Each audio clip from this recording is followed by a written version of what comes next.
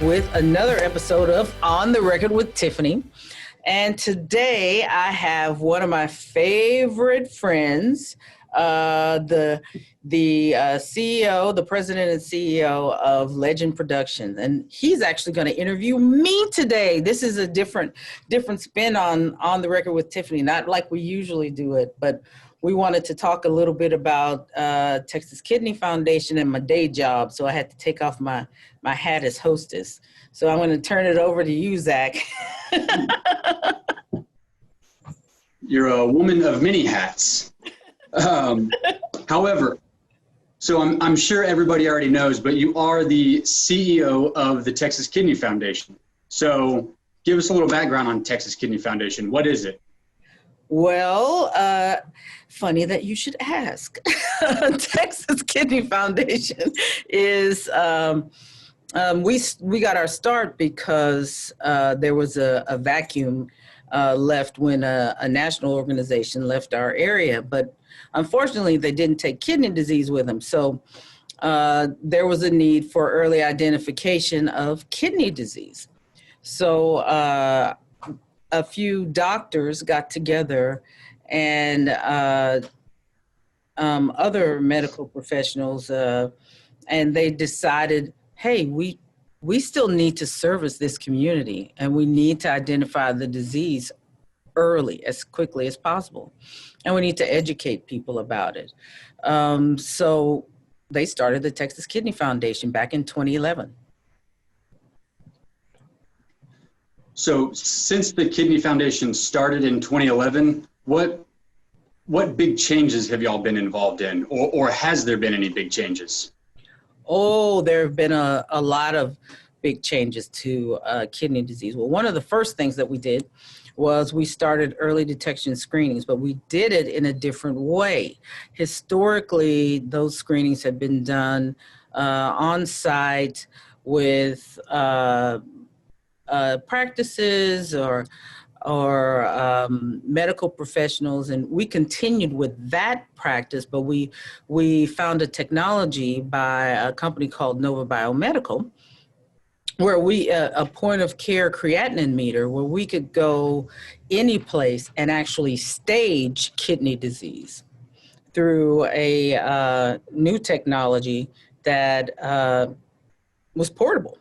And is portable. So that gave us legs and wheels so we could go all around the state of Texas and screen, which in turn caused Texas Kidney Foundation to become the largest screener in the state of Texas, bar none. We were actually screening more patients in the state of Texas than all of the other kidney foundations, including the national presence, combined. So when you say that y'all received a technology from Nova Biomedical, that allowed y'all to screen anywhere? So people don't actually have to go into a lab. You're actually able to go to them, correct? That's can right. You go to events? Or? Right. We went to events. We went to churches. We go to community centers. Runs, walks, any event, we actually can attend and do screenings. Now that's changed since COVID-19. We actually adapted the process, and now we have several other ways that we can screen. But Texas Kidney Foundation is always at the forefront of early detection screening. It's what we do. We don't do everything. Everything as a jack of all trades, we do 4 things and we do them well. Now, that's one thing or the first thing that pops up in my mind is when you say you're the largest screener and you're screening, or in Texas, and your screenings are in person. It's amazing that you're able to screen people in person without having to send them to a lab. However, COVID has pretty much changed the whole world. So what have y'all done to adapt to that, or have y'all adapted to that already? Meaning, how are you able to still do in-person screenings with COVID? Well, we're doing different types of screening. So our in-person screening, what's allowed us to adapt to that is a wonderful health system that we had built called YCs. YCs Health built a system for us that allows us to do our registration and intake through telemedicine. And so a portion of what we normally would have done in person, we now can do in a pre-registration form. And then the in-person portion, which used to take 20 minutes, is now cut down to 7 to 10 minutes. And that allows us to do our finger prick and maintain social distancing and keep both our practitioners safe and the patient safe that we're screening. So it's that adaptation to the in-person has been a game changer for us because of YCs. That's incredible. So now, because we're speaking about vaccines, well, I guess the whole world is having conversations about vaccines. The first vaccines are about to be shipped to Texas, I believe, or in the very near future. Yes. Do you have concerns about them? Do you think they'll be safe, effective? What are your thoughts? You know, at first, when we were all hearing about vaccines, just considering the length of time that it's taken in the past to make vaccines, is something like a 3 to 5 year period to really create a vaccine, and it, you know, everyone was skeptical, myself included, of like what is this going to be? But the facts are is that the vaccine that we have that's coming our way, it's created using technology that's been around for a while. And so these new vaccines that are coming out now, I'm not a doctor, so the person that I would go and listen to, if you want to hear the best explanation of the vaccines and how the vaccines work, is the president and CEO of Baylor College of Medicine, Dr. Paul Klopman. I mean, Dr. Klopman is brilliant. He breaks down why the vaccines are important, why they are safe, 94 to 95% safe, 94 to 95% accurate, and why our population needs to take it, because we are, the vaccine is our best hope in regards to COVID-19. It is a wonderful solution for this problem. So don't quote me on the exact number. I heard this morning somewhere that they took a poll and it was 33%, somewhere in there, of the population that they asked said that they would not be taking the vaccine. So will you be taking the vaccine when it's available? Yes, I will be taking the vaccine when it's available.